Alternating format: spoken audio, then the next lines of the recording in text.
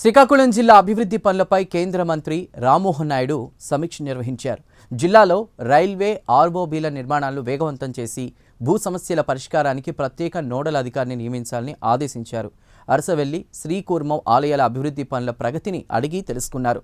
పెట్టుబడులు ఆకర్షించి పరిశ్రమలు ప్రోత్సహించడం ద్వారా యువతకు ఉపాధి అవకాశాలు కల్పించాలనే లక్ష్యంతో పనిచేస్తున్నట్లు తెలిపారు.